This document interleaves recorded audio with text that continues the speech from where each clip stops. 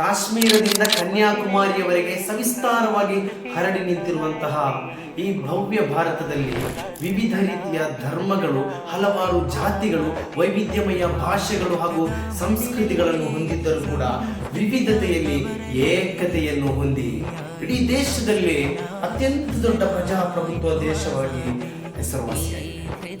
ಈ ರಾಷ್ಟ್ರದಲ್ಲಿರುವ ಪ್ರತಿಯೊಂದು ಪ್ರಜೆಯ ಸುರಕ್ಷಿತವಾದ ಜೀವನ ಸಾಧ್ಯವಾಗಬೇಕಾದ್ರೆ ಸ್ವಾತಂತ್ರ್ಯ, ಸಮಾನತೆ, ಸಹೋದರತ್ವ ಎಂಬ ಸಂವಿಧಾನದ ಮೂಲ ಧ್ಯೇಯಗಳನ್ನು ಅನುಸರಿಸಿ ಯಾವುದೇ ಜಾತಿ ಭೇದಗಳಿಲ್ಲದೆ, ಭಿನ್ನತೆಗಳಿಲ್ಲದೆ ಒಂದೇ ತಾಯಿಯ ಮಕ್ಕಳಂತೆ ಜೀವಿಸುವುದು ಅನಿವಾರ್ಯವಾಗಿದೆ.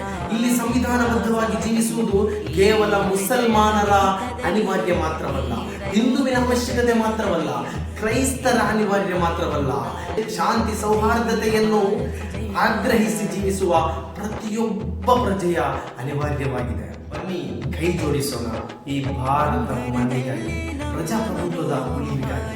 ದೇಶವನ್ನು ಒಡೆಯಲು ಪ್ರಯತ್ನಿಸುತ್ತಿರುವ ಸ್ವಾರ್ಥ ಮನಸ್ಸುಗಳ ವಿರುದ್ಧ ಹೋರಾಡೋಣ. ನಾವೆಲ್ಲರೂ ಒಂದೇ, ಪರಸ್ಪರ ಕೈ ಜೋಡಿಸಿ ಸಾಗೋಣ ಒಂದೇ ಪ್ರೀತಿಯ ಮಾತುಗಳೊಂದಿಗೆ. ಎಲ್ಲರಿಗೂ ಗಣರಾಜ್ಯೋತ್ಸವದ ಪ್ರೀತಿಯ ಶುಭಾಶಯಗಳನ್ನು ಕೋರುತ್ತಾ ಜೈ ಹಿಂದ್, ಜೈ ಭಾರತ್.